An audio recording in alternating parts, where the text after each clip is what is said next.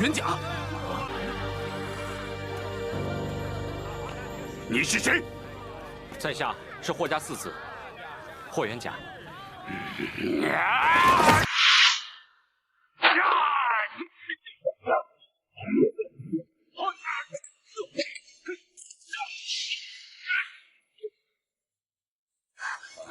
霍师傅，你没事吧？元甲。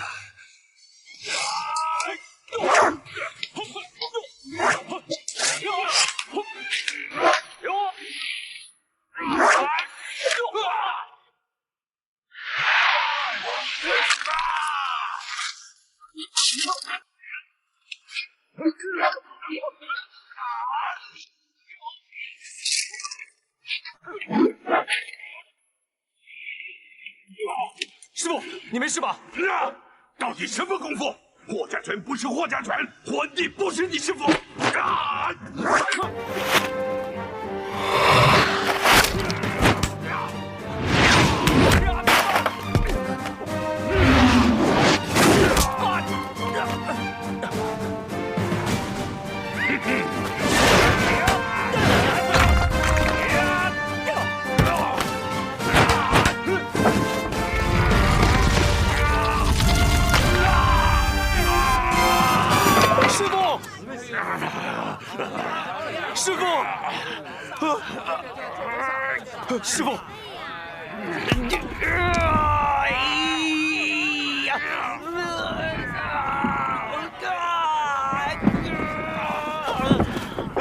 师傅，师傅，师傅，师傅，师傅，你师傅是谁？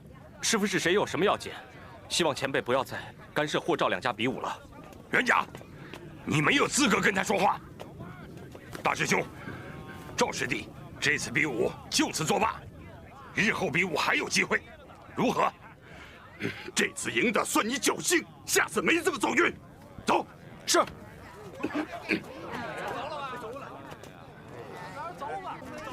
哼！元甲，你赢了啊！你赢了，赢了，元甲赢了！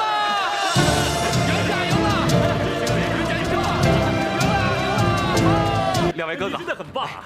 别再说了，真行！真的，哎呀，当时你那一招，我真的很担心你。其实真的没事。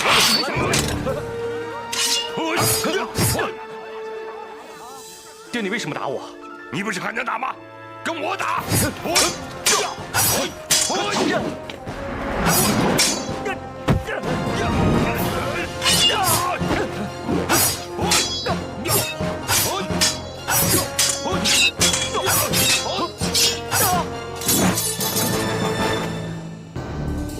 你拿的是霍家刀，不是柴火。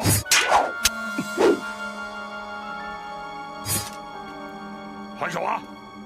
为什么不还手啊？还手！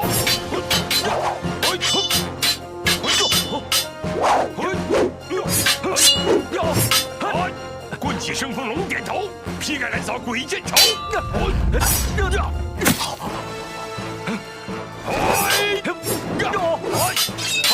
棍随手，手随眼，眼随心，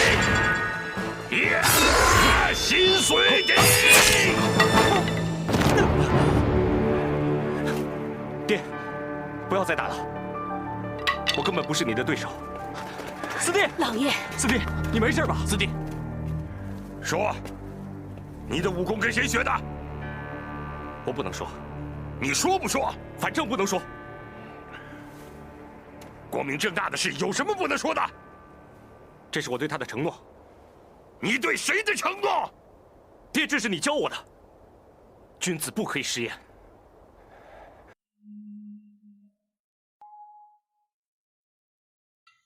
他目无尊长，偷学武功，心存侥幸，投机取巧，招式刚蛮无理，不懂得收发。行了，恩弟，你说话都是一套一套的，我说不过你。 这话你干嘛不跟元甲说呢？他年轻气盛，哪能懂这些呀？我不是他师傅啊，我怎么讲的？你是他爹。如果他心里真有我这个爹，他就不会偷学武功。要是不慎，一下走火入魔，谁担待得起啊？哎，读书求功名才是我要他做的。但是四书五经他一概不懂。什么《水浒传》、七侠五义，他都滚瓜烂熟，还学什么邪门功夫？哼！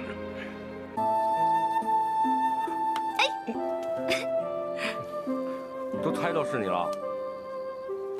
哎，大英雄，你今天很勇猛啊！你把你爹都救了，佩服佩服啊！你没有看见我都跪在这里了，有什么好佩服的？哎，你爹他怎么样了？他受了很重的伤，可能要休息一段时间了。哎，元甲，到底是怎么回事啊？你的武功是从哪儿学的？哎，我就是因为这个才跪在这儿的。我可听我爹说，那个老头是我们的大师伯啊！全镇的人都知道他是我们的大师伯了。你的武功到底从哪儿学的？我的武功是不是你爹教的？哎，我知道了，我知道你的武功是从哪儿学的了。你真的知道？千万不要告诉别人啊！那当然了，说出去你多丢脸呀！哎，你以为我不知道啊？以前啊，我们去集市上听戏的时候，你老是往后台跑，原来你是去偷学刀马的功夫了吧？哎，以前我们学那个文居私奔的时候，哎，让你演那个司马相如，你老推说词儿记不住。你现在学那个武生的功夫，倒是记得那么清楚啊。你呢？你还说我卓文君？你哪像卓文君啊？凶的呀，简直跟穆桂英一个样。那时候我还小嘛。哎，那我们找个时间练一练。练什么啊？忘了。哎，怎么了？今天擂台上，你家娘子送你的那块平安符倒是很管用啊！放开，不关平安符的事儿。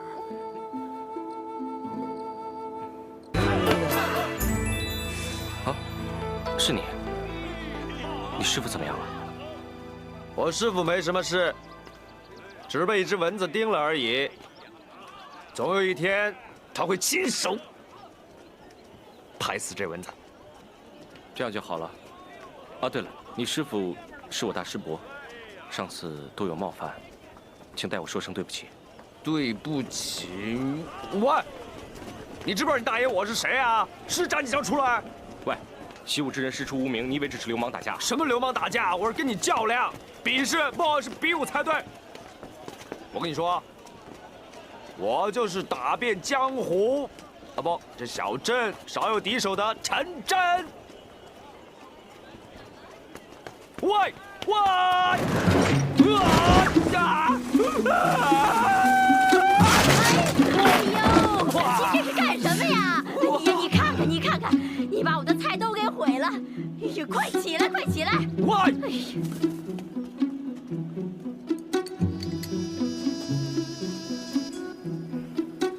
我今天是怎么都要逼你出手的，你要是不出手呢，我就不姓陈。喂，你没听见啊？喂，你简直是演技呀！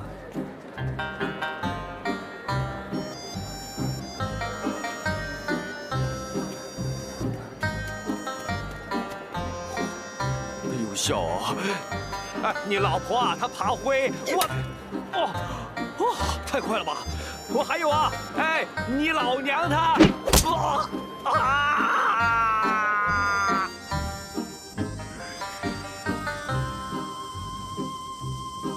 师傅，我看到霍元甲的武功了。你可打给我看。不是现在吧？你脸怎么了？被霍元甲打的吗？好了好了，再教你2招口诀。又口诀？听我说啊，山无积则崩，木无根必倾。意思就是装力不好，学什么武功都是白学。意思就是似笑非笑，似尿非尿。师傅，头一句我还明白，尿什么尿啊？嗨，站桩的时候，下盘要坚稳，气息顺畅，似乎要笑，却又笑不出声。站久了，便有想尿又尿不出来的感觉。师傅，可以了吧？陈真，慢慢体会吧。哇，好险呐，差点真的尿出来啊！你就是陈真吧？我是不是陈真，关你什么事啊？你师傅在吗？我师傅在不在，关你什么事啊？霍元甲，你带个老女人来干嘛？休得无礼！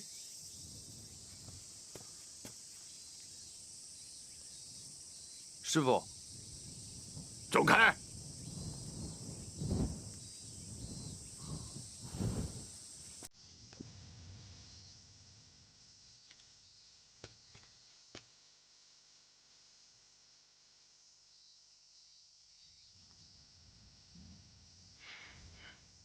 我不怪你。今天我来，是为我儿子的事。我差点忘了，姚师妹现在是霍夫人了，有什么事啊？我希望你能够放过我儿子。娘，为什么？元甲，闭嘴！原来是求饶来了，没想到堂堂密宗玄的掌门夫人，竟为了逃避比武来求饶。霍元甲，你娘的话是你要说的吗？我儿子的事我可以做主。霍夫人，你连你自己的主都做不了，怎么给儿子做主？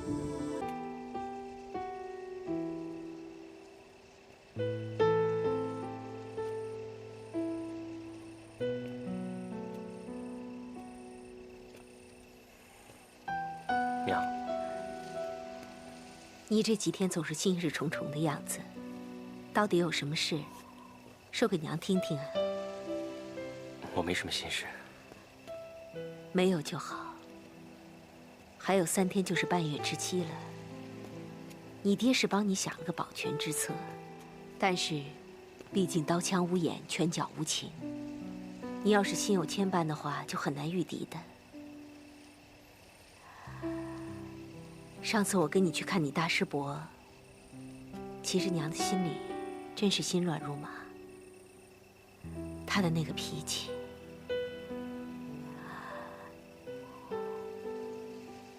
这次比武有2件事要注意。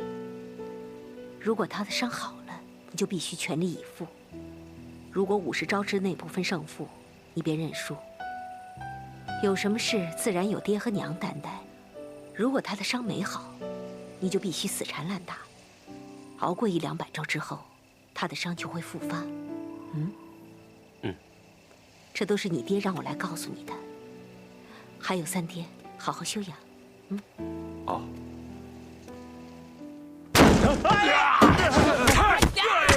住！哎呀！住！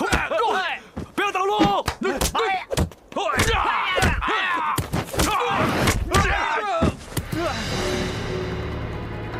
我没有用你爹的药，大师兄，你的伤还没有好，要是输了，可别不认账。哼，我死了，不认也认了。大师伯，承让。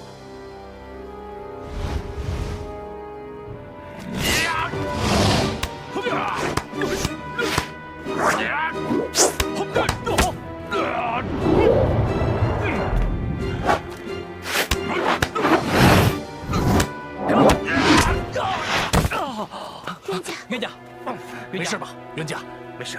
原来你就会那么几招，早知如此，我那天就不该放过你。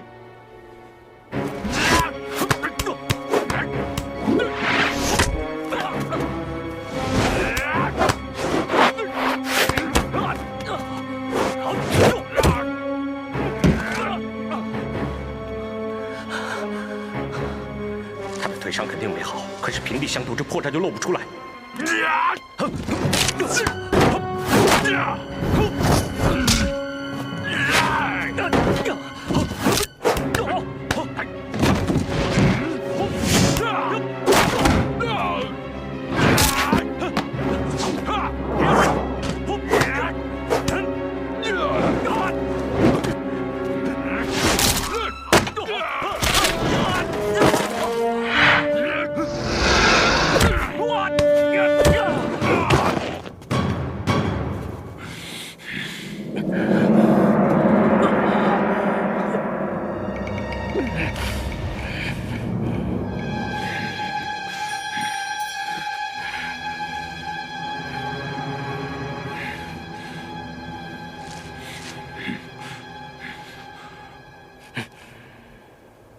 如果他的伤没好，你就必须死缠烂打，好过100-200招之后，他的伤就会复发了。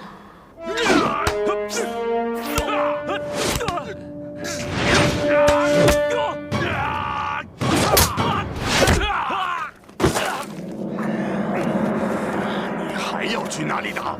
我跟你去。看来袁家是撑不住了。他断的是左臂，出腿的时候比出左腿，以右腿和右手保持平衡。3招之内，我一定会打赢你。就在这里。哼，我看你怎么打赢我！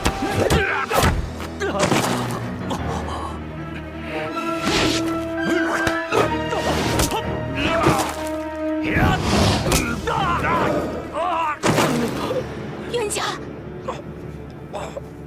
师傅，师傅，走开！我和他还没打完，还没有打完。你和我儿子已经2败俱伤。一个武者而言，输只有一种选择，就是死。那认输呢？认输只是一时一地，所以我才会来。只要是比武，总会有输赢，生或死。好，今天这一战，我替袁家认输了。我要听他说，你认输吗？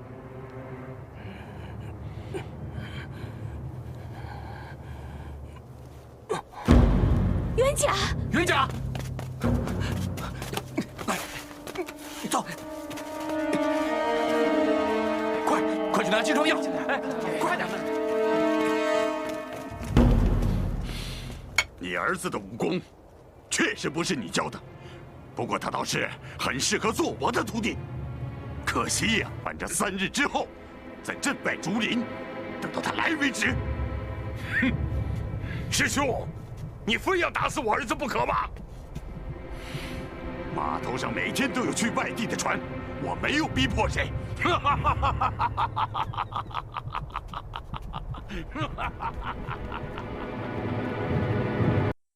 你大师伯约你3日之后在镇外竹林再决生死。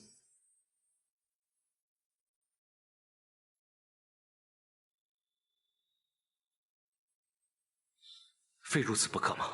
不是的，镇外码头上有船每天都开往外地，你要爹帮你买票。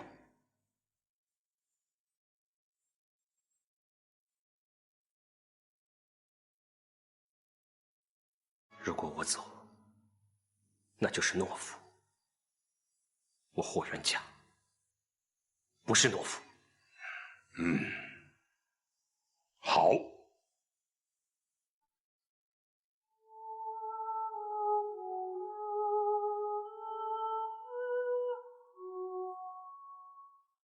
我都说过了，在3日之内，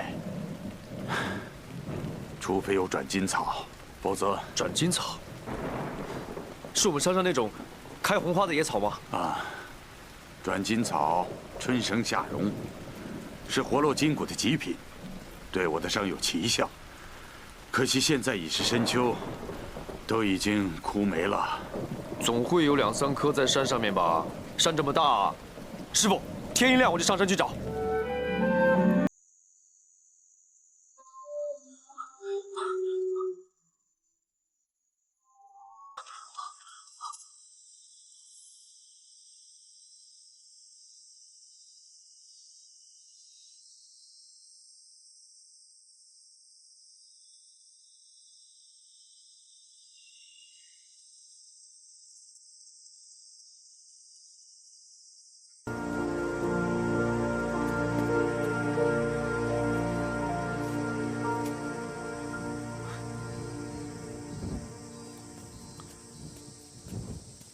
对不起，师傅，我刚才去找药的时候不小心睡着了，我回来迟了。哦，不过我找到那个转金草了。啊！回去找药吧。哦。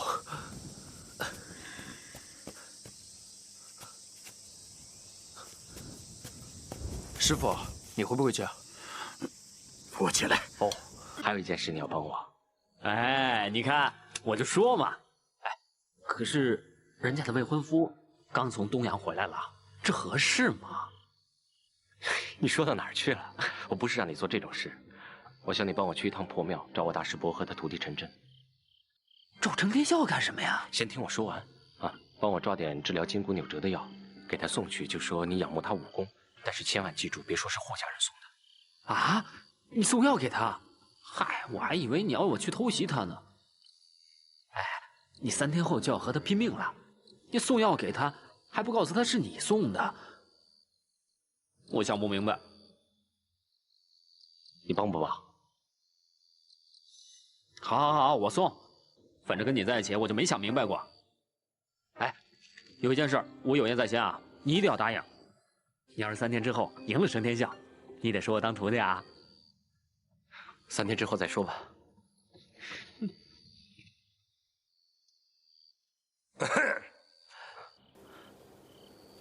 爹，霍师傅。袁家，到我房间来。伤势怎么样？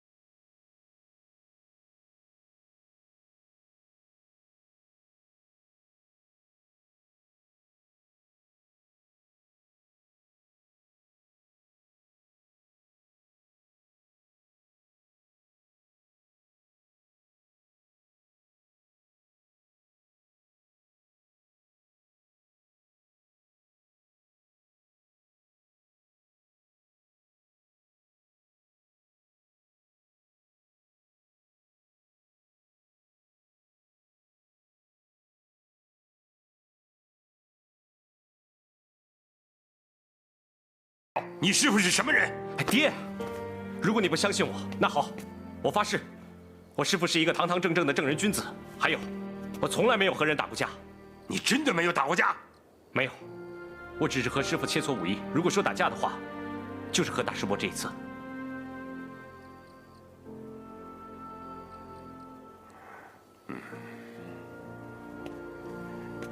那你师父真是个了不起的人。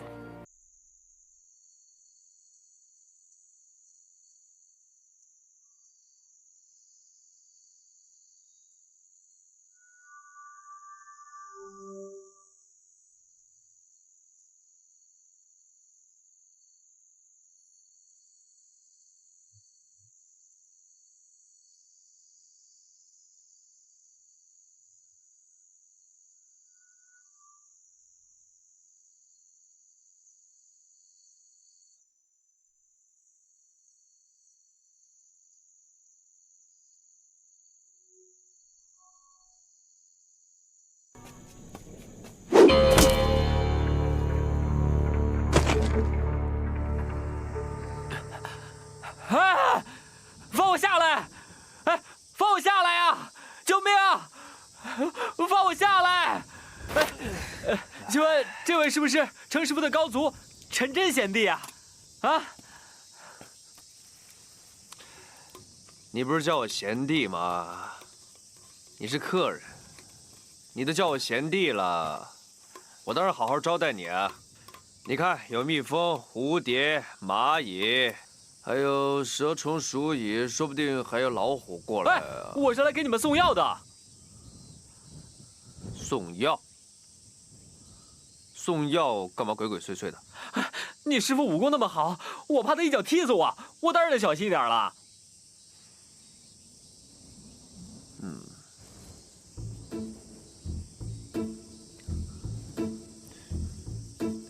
你好面熟啊！我想起来了，你是霍家的人吧？啊！呵，一定是霍家的人派你来送药，想害死我师傅。谁是霍家的人呢？我姓刘，我是镇上的郎中，我是仰慕你师傅武功侠义，得知他在比武当中受了伤，特意送药上来的。我在山下打听了好久，才发现这里找到你们的。没想到上来就被泥闷棍给打昏了，还把我吊起来。你是人不是人呐？别以为我怕你啊！快把我放下来！只会说空话，耍我！啊！哎呀！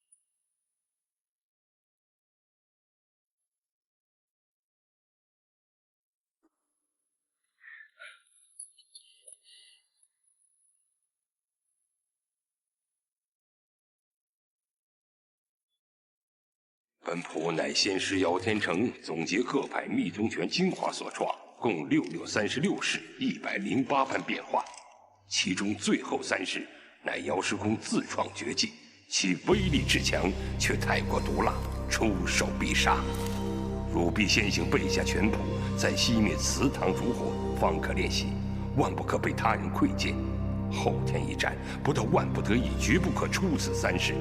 倘若得胜，汝当尽快忘此招数，终身不得再用。吾儿谨记，父子。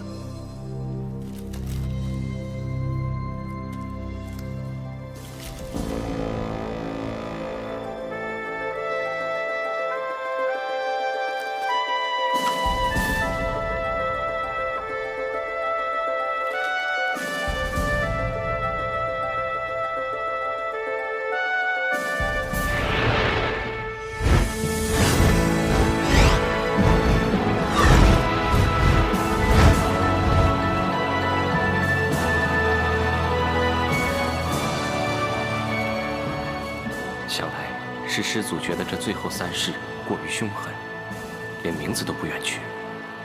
但愿这3式不出，我和大师伯之间已经有个了断。师傅为什么打我？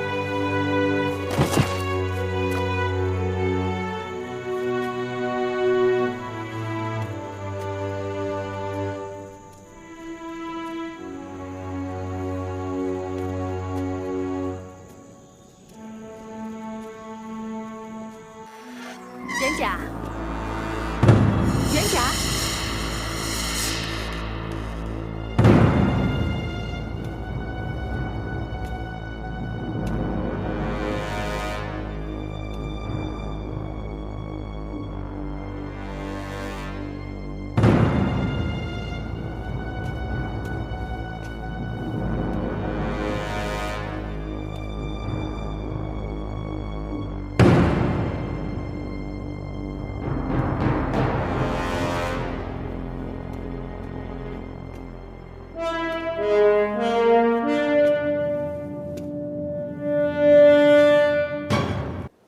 大师伯，怎么突然换地方了？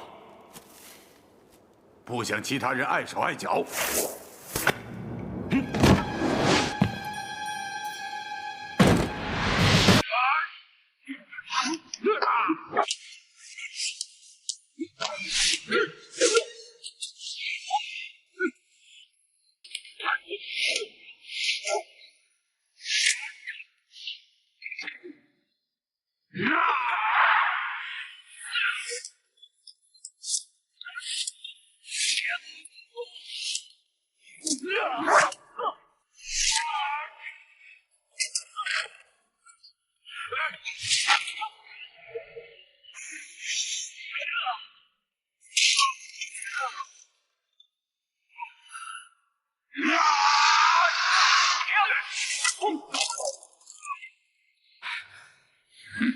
姓霍的不用霍家拳，南拳北腿，起落有字，回收有法，万法归宗。打赢你的拳就是好拳。好小子，死后愿意葬在何处？害得无边，天作恶，山登绝顶，我为峰。葬于何处有何所谓？终于出密宗拳了！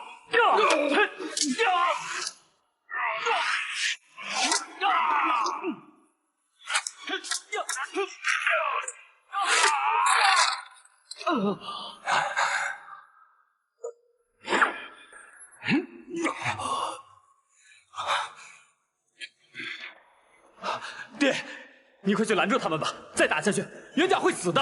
哎，谁都不准去！爹，认不认输？看来密宗拳你全会了，来，给我出最后3式！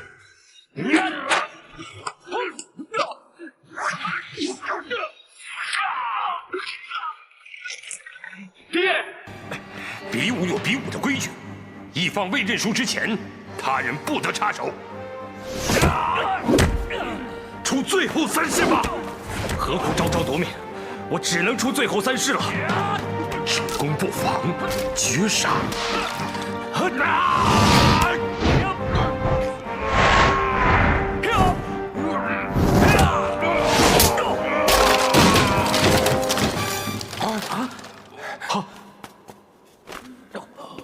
师傅，元甲，元甲，师傅，元甲没事吧？师傅，师傅，师傅，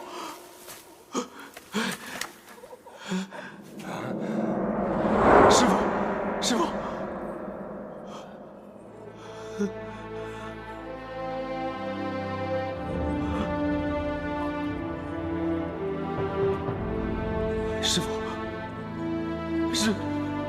师傅，师傅，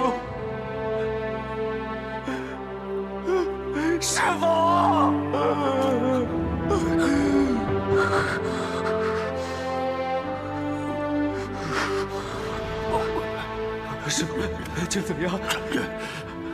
我看到最后3式了，你不要保证。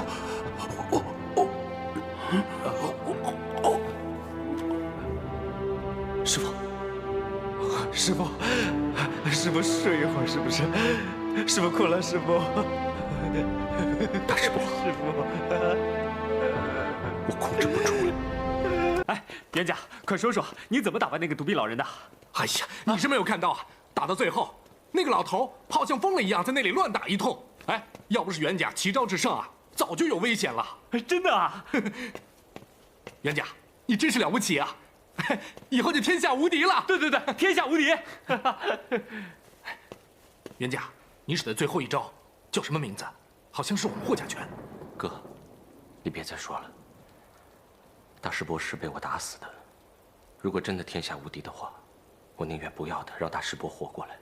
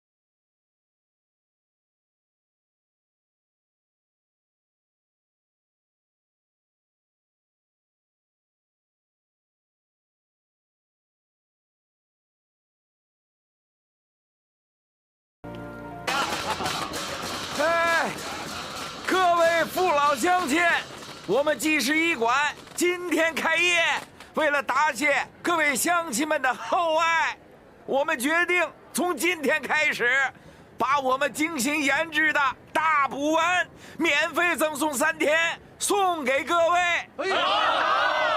请各位随我们的伙计到那边去领。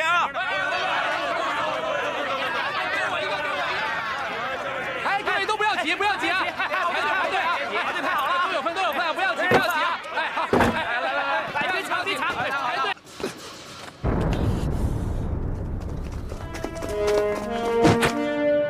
你们最好让开。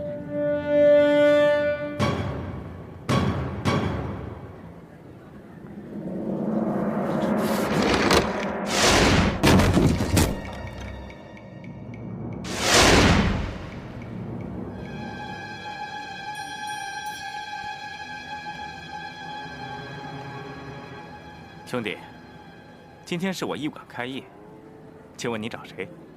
我找霍元甲。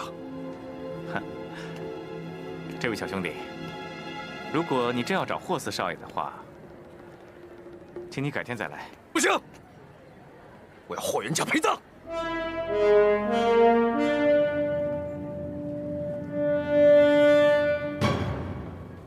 兄弟，今天是我小店开张之日，请你不要闹事。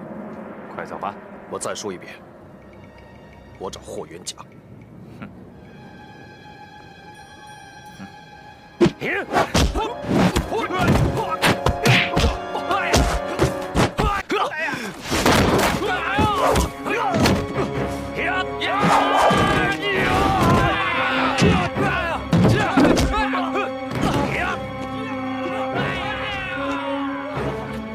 镇南镇北，过去看看。是。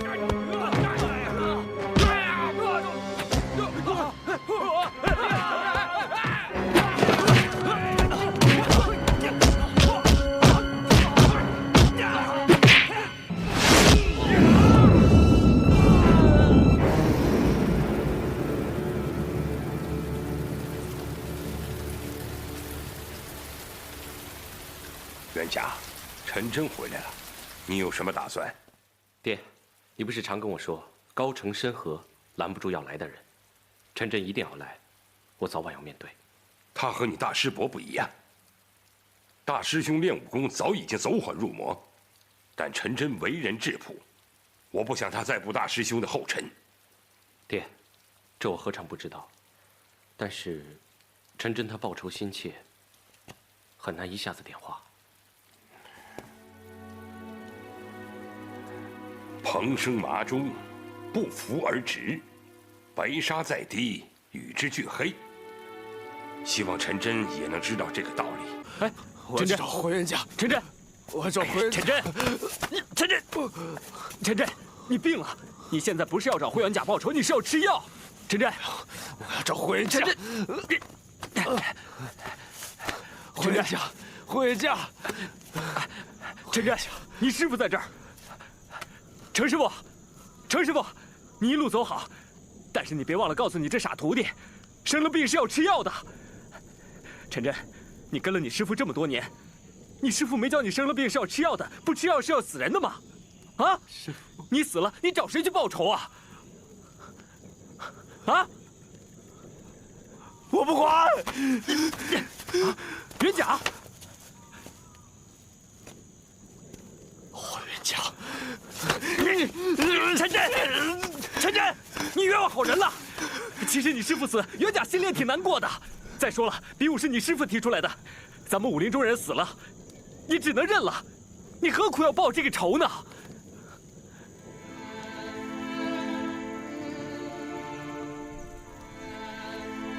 走开！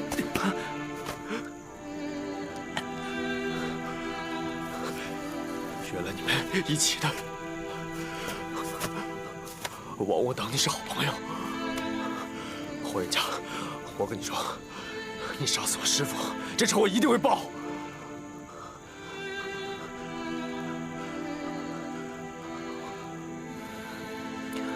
我陈真自小没爹娘，只有我师父，却被你杀了，这仇我怎么能不报？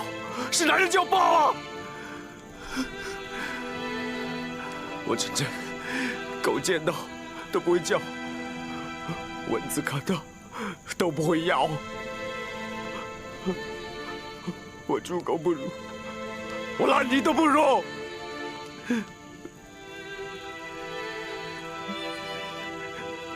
走，你也是，都走啊！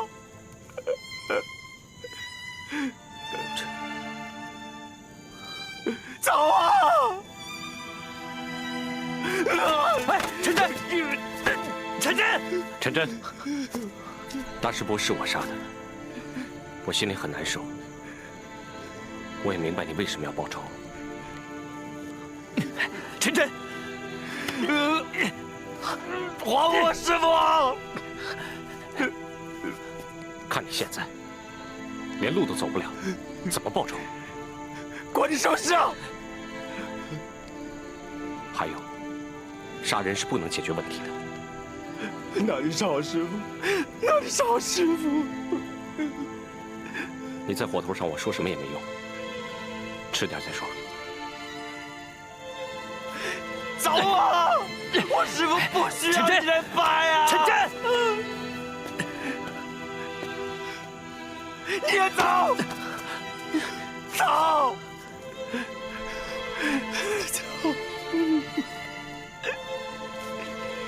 走啊！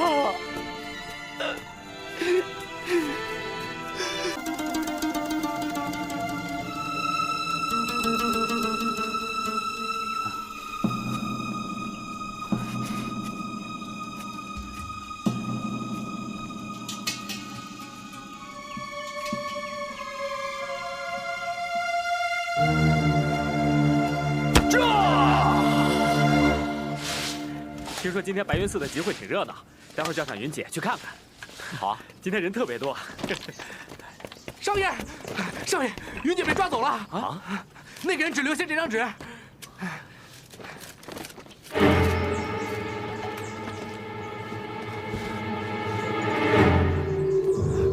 哦，陈真，我知道他在哪儿，走，袁家。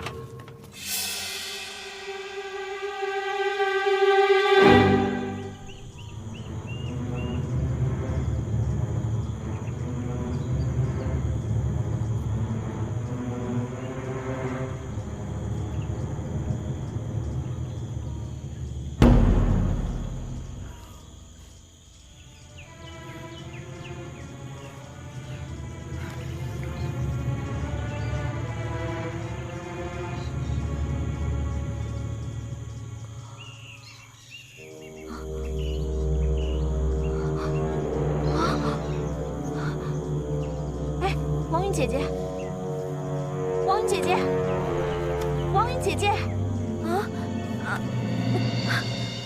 倩楠姑娘，我们……喂，你这个混蛋，放我们下来呀！你听见没有？王八蛋！啊？你听见没有？你们说什么？很不好意思啊，我也不想这么对待你们。之所以呢，把你们绑起来，就是霍元甲要求我放你们下来，等霍元甲来吧。王云姐姐，倩楠姑娘，真对不起，连累你了。没事的。喂，你放我们下来呀！你跟他有过节，绑我们干什么呀？元甲，元甲，元甲，元甲，你快来救我们！来啊，霍元甲！陈真，这是我们之间的恩怨，不关他们的事，先放了他们。怎么不关他们的事啊？凡是跟霍家有关的人都有事，有胆就过来啊！陈真，小心！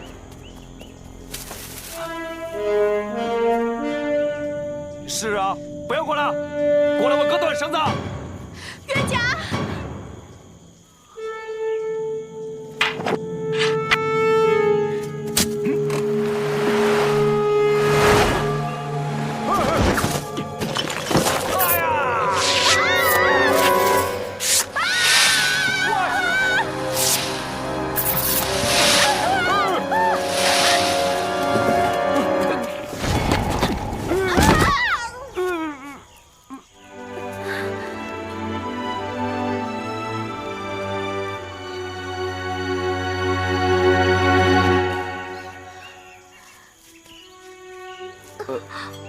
不起啊，姑娘，我不是诚心要害你的。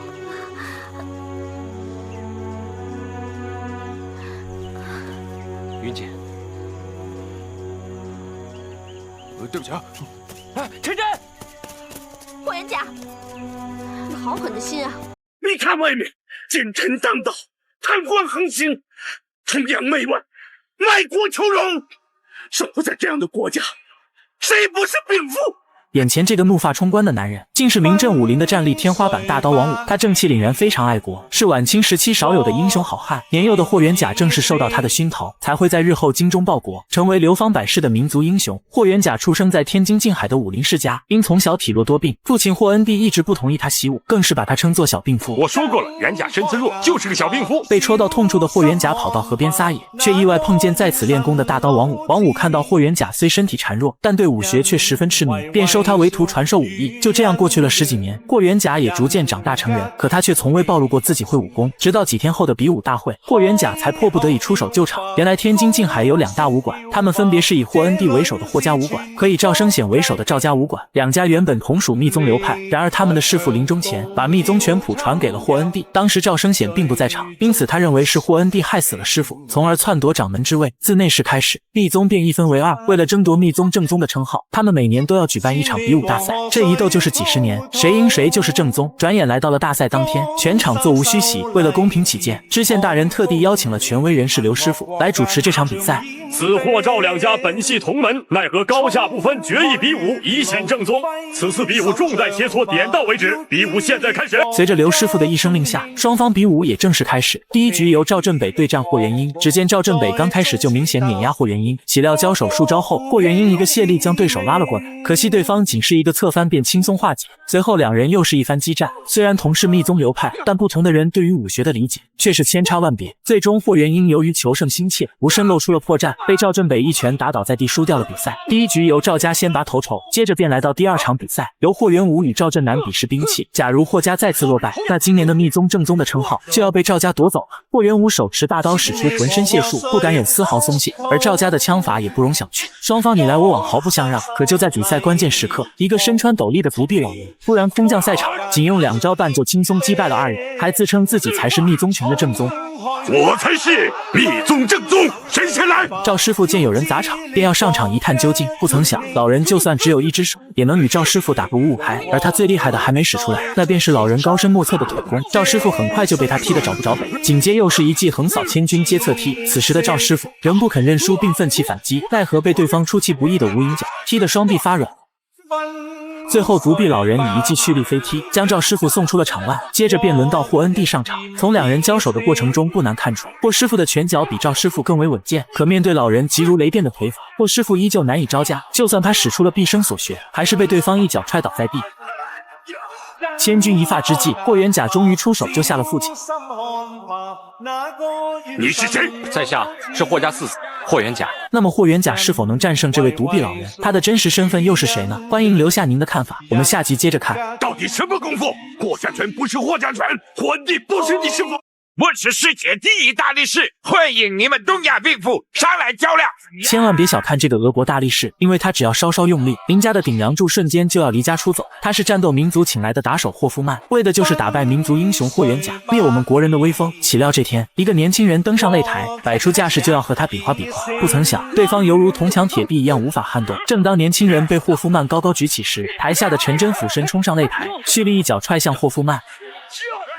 本以为年轻人就此得救，没想到霍夫曼突如其来的一脚将他狠狠地踢下了擂台。就连陈真也没撑过几回合，在绝对的力量面前，一切招式都沦为了花架子。最后的结局可想而知。此时台上的霍夫曼还在沾沾自喜，却浑然不知自己惹了不该惹的人。原来刚才的年轻人正是霍元甲的堂弟霍元勇。他的父亲霍怀山得知此事后，决定孤身一人迎战霍夫曼。别看他如今年过半百，说话还尖酸刻薄，武力值丝毫不输年轻的霍元甲。我用我的密宗拳，5招之内定胜负。面对这个集百家所长的后辈，霍怀山竟在5招之内就轻松击败了霍元甲。完事还不忘指出他的缺点：万事万物都是相生相克，各门各派的武功搭配及取舍，达到融会贯通而不互相矛盾，才能登峰造极呀。霍元甲也是从这时开始明白二叔对自己的良苦用心，于是他更加不想看着二叔白白送死。可是霍怀山却说，为了武馆，为了民族，就算是粉身碎骨，我也在所不惜。因为只要多犹豫1秒，就可能多一位同胞惨死在洋人手中。还有谁来？来呀！霍怀山见此情形，更加坚定了自己的信念。他不顾家人的阻挠，飞身一跃登上擂台。尽管对方身高250，他也没有丝毫退缩。岂料对方一上来就口出狂言：“老头，回去吧，免得送死。”霍怀山则轻蔑说道：“哼，你这畜生！”中文只有婴儿水平的霍夫曼轻信了身旁的翻译，还以为对方在夸自己。你知道我是畜生就好。此言一出，瞬间哄堂大笑。霍夫曼见状，终于意识到自己被羞辱，无能狂怒后乱拳向霍怀山袭来。立宗拳与西洋拳的较量就此展开。霍怀山凭借多年的习武经验，使出一招掏心窝子的寸拳，不曾想对方却毫发无伤。缠斗间，霍怀山不慎被抓住脖颈，他瞬间弓其关节挣脱束缚，紧接腾空双腿将霍夫曼蹬飞10米开外。此时全场掌声雷动，只有霍怀山知道自己撑不了太久，而霍夫曼只是拍了拍身上的灰尘，便再次对他发起猛攻。霍怀山因躲闪不及，被对手抱住腰腹，一个抛摔接飞身肘击，差点让他饮恨西北。虽然侥幸躲过一劫，但此时霍怀山的蓝条已经见底，只能一味格挡，无法还击。霍夫曼趁机使出一招怀中抱妹杀，眼看自己危在旦夕，霍怀山只好使出铁头功挣脱束缚，岂料被对方一记重拳打倒在地。霍夫曼乘胜追击，紧紧勒住霍怀山的脖子，使出自己的终极绝招人形腰带。随着一声怒吼过后，霍怀山再也没了反抗之力，被霍夫曼甩下了擂台。弥留之际，霍怀山把对战经验都告诉了霍元甲，并把自己的儿女和武馆都托付给他。霍怀山始终坚信霍元甲的迷踪拳将来必定会大放异彩。现在国人极弱，身心沦丧，你不光要让他们强健体魄，更要唤醒他们的灵魂。说完，他便含恨而终。霍元甲在二叔的灵前发誓，一定会打败洋人霍夫曼。与此同时，一个神似高启强的年轻人因刺杀朝廷命官未遂，在逃跑过程中误入霍家武馆。本以为他是卖鱼的，没想到他竟是兴中会的头子农敬孙，为的就是有朝一日能推翻清政府，复兴中华。在得知霍元甲要对付洋人后，农敬孙便用自己的知识为霍元甲解析破局之法，就像杠杆原理一样简单。再加上先前二叔对他的指点，你们觉得霍元甲可以打败洋人，为国争光吗？让我们下集接着看。霍元甲，你终于出现了！我今天来是为了告诉你，滚下擂台是什么滋味。到底什么功夫？霍家拳不是霍家拳，我定不是你师傅。这是霍元甲习武10余载的首次实战，不曾想对手竟是一位独臂老人。然而尽管如此，霍元甲也没能从他身上占到半点便宜。原来就在不久前，霍赵两家为争夺密宗正宗的称号，举行了一场年度比武大赛。岂料比赛进行到一半时，场上突然杀出了一位独臂老人，刹那间就把场上的2位后辈击败。大师兄，真的是你？此人正是霍恩帝的大师兄程天笑，他的目的就是要夺回密宗拳的掌门之位。我才是密宗正宗，谁先来？出乎意料的是，就算霍赵两家的领头羊轮番上场，也没能撼动程天笑半分。正当他要对霍恩帝使出终结技时，突然被一个年轻的身影撞飞。你是谁？而眼前之人正是年轻时期的霍元甲。从他父母惊讶的表情中，不难看出他们对霍元甲习武一事并不知情。毕竟在他们的心里，霍元甲从小就是一个身体孱弱的小病夫。可令人大跌眼镜的是，这样一个小病夫，如今却和密宗拳的顶尖高手打得有来有回。奈何此时的霍元甲初出茅庐，实战经验不足，很快就被程天笑单方面压制。两人从台上打到了台下，双方交手仅数回合，程天笑便已察觉霍元甲的武功并非密宗流派。霍家拳不是霍家拳，我定不是你师傅。随即他对霍元甲发起更为猛烈的进攻，他不允许自己输在其他门派的武功之下，一记腾空回旋连环脚把霍元甲打得连连后退，接着又是一记箭步借力蹬，将霍元甲踢得口吐西瓜汁。程天笑并没有就此罢休，就在他再次起脚时，霍元甲顺势将其推向一旁的石像，然后攻其不备，一把束缚住程天笑的右腿，缠斗之际将其推至倾倒的石像底下。程天笑顿时就笑不出来了，哪怕陈真及时推开了石像，但腿部的伤势显然不允许他继续浪了。这次赢的算你侥幸，下次没这么走运。走。霍元甲也因此一战成名，可父亲非但没有为他感到骄傲，还罚他跪在祠堂门口反省。毕竟霍恩帝的心里十分清楚，只要身在武林，就意味着身不由己，上门找事的人也会接踵而来。他本想以霍元甲的体弱当借口，让儿子从小远离武术与纷争，如今事与愿违，霍恩帝只好带上几副跌打药，来到了程天笑的住处，想要为他进行治疗，希望能化解两家的恩怨。岂料对方并不领情，还撂下狠话，约定半个月后再次决一胜负。转眼便来到约定日子，程天笑一路火花带闪电，闯入了霍家武馆。霍元甲此时也做好了战斗的准备，只见程天笑先是一个箭步飞踢，落地后又是一套夺命连环脚，霍元甲抬手格挡连削带打将其掀翻，紧接连续直拳攻其面门，却被对方的飞膝击扼打倒在地。此时霍元甲的伤势并未痊愈，但他没有丝毫退缩，与程天笑开始了第2轮的较量。然而对方犀利的腿法依旧让霍元甲无计可施。危急时刻，他望着对方受伤的右腿，灵机一动，打算利用周围的木人桩削弱对方体力的同时加重其旧伤。不能说是毫无作用，但也算不上效果拔群，反倒把程天笑给惹怒了。眼看这招不起作用，霍元甲又腾空而起，立于木桩之上，主打就是一个高低差。没想到这也不奏效，还硬扛了对方一招香港脚，而这一切都是为了让程天笑放松警惕。虽然战术是成功了，可此时的霍元甲也已身负重伤，那么他是否能逆风翻盘打败程天笑呢？我们下集接着看。3招之内，我一定会打赢你，就在这里。哪里？究竟是怎样的自信，让霍元甲在重伤的情况下说出这种话？3招之内，我一定会打赢你，就在这里。就在刚刚，程天笑为了一雪前耻，来到霍家武馆再次挑战霍元甲。大师兄，你的伤还没有好，要是输了，可别不认账。程天笑听闻此言，只是一笑了之。哪怕他现在仅有一条手臂，外加右腿的伤也没有痊愈，但与霍元甲对战了数十回合，依旧不落下风。相比之下，霍元甲却频频受伤。他本想通过持久战让对方旧伤复发，没想到程天笑的功力竟如此深厚，把霍元甲打得口吐西瓜汁。只见霍元甲艰难起身，调整内息后继续迎战，还扬言3招之内打败程天笑。殊不知对方仅用一招旋风腿，就再次将他打倒在地。霍元甲迅速起身，顺势接下对方的扫腿，然后攻其痛处将对手撂倒。只可惜他还是没能占到便宜，反被程天笑一脚重击下颚踢翻在地。元甲，此时2人早已两败俱伤，但程天笑仍坚持要分出个胜负。你想怎样才算是分输输赢？对一个武者而言，输只有一种选择，就是死。你认输吗？霍元甲也不愿认输，岂料下一秒他就因为体力不支而晕了过去。程天笑见此情形，并没有就此罢休，而是约定3天后与霍元甲再决生死。就这样到了晚上，霍元甲才从昏迷中苏醒。习武多年的他第一次实战，就碰到如此强劲的对手，心中的恐惧油然而生。可当父亲问他要不要到外地躲避风头时，霍元甲却说：如果我走，那就是懦夫。我霍元甲不是懦夫。父亲听后连连点头表示肯定，可惜以霍元甲目前的功夫，贸然出战只有死路一条。唯一的办法就是在短时间内领悟密宗拳的精髓。为了儿子的安危，霍恩帝把祖传的密宗拳谱藏在了祠堂的地板下，让霍元甲根据他的指示，在夜深人静时研习密宗拳。拳谱上还有一封亲笔信，信中重点提及到密宗拳的最后3式极其狠辣，非万不得已不可使用。霍元甲凭借超强的武学天赋，只用了1晚的时间就参透了其中的奥妙。转眼来到决战当天，两人刚一见面就迫不及待开始了热身运动。短短数招的相互试探后，程天笑便能感觉到霍元甲的武功早已不同往日。几天不见，长进不小。一波商业互吹后，两人开始正式比武。这场对战既分胜负也决生死。霍元甲刚开始并不想使用密宗拳，可就凭这些年从师傅王武那学到的皮毛，根本对付不了眼前这位武学疯子，很快就被对方一脚踹下了高台。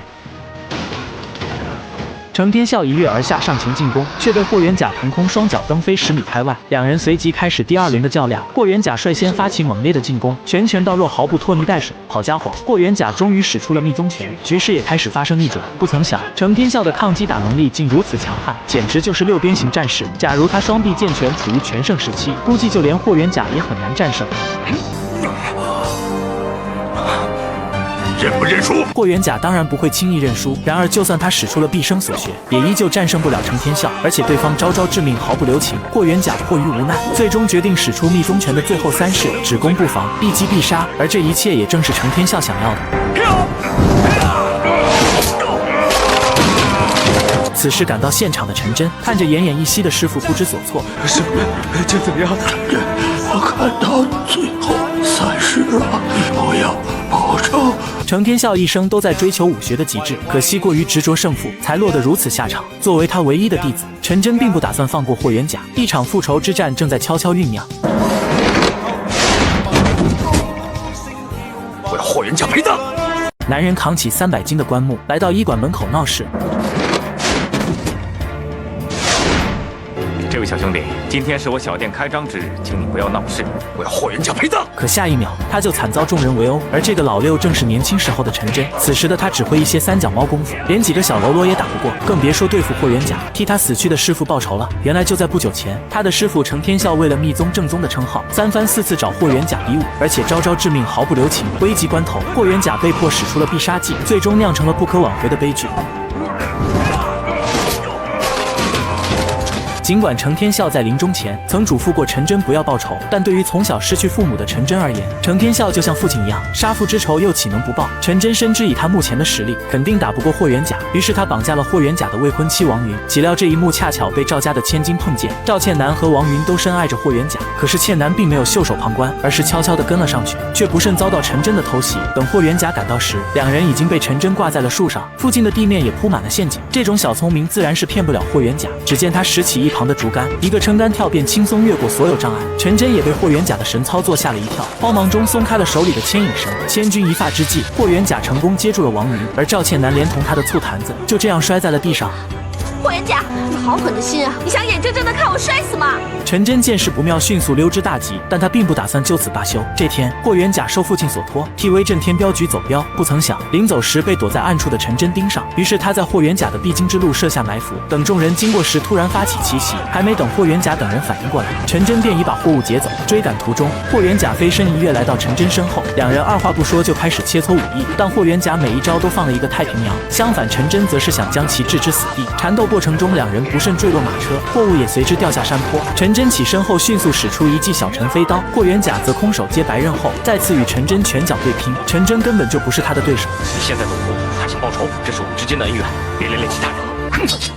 正当霍元甲转身去查看货物时，竟发现里面装的全是福寿膏，也是我们俗称的鸦片。于是霍元甲连夜赶回了静海，与镖局的老板刘师傅商讨后，决定先把货物替换成药材。至于这批鸦片，当然是要销毁，避免流入静海祸害百姓。殊不知这批货物的主人正是开头那家医馆的老板，他是赵倩楠的表哥龙海生。表面上他开的是一家医馆，背地里却是一间祸国殃民的烟馆，而且他早就与当地知县大人勾结，两人有着密不可分的利益输送。刘师傅对此毫不知情，还把自己销毁鸦片的意图透露给了知县大人。岂料龙海生就在屏风后听得一清二楚。为了避免夜长梦多，刘师傅决定独自解决此事。他深知此行定有凶险，于是把家里所有的财产都托付给了侄子刘振生。然而不出意外的话，就要出意外了。凌晨时分，刘师傅独自前往藏匿鸦片的深山。正当他要一把火将其销毁时，龙海生带着一班手下将他拦截。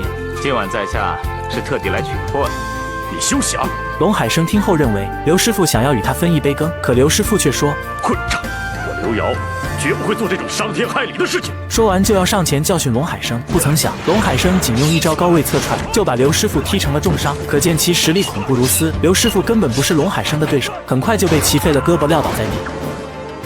最终刘师傅失去了反抗能力，被龙海生一刀结束了生命。等霍元甲等人发现时，一切都已经太晚了。那么霍元甲会替刘师傅报仇吗？我们下集接着看。龙海生，我要杀了他！志胜，我要杀了他！你冷静点好不好？杀了这个王八蛋！志胜。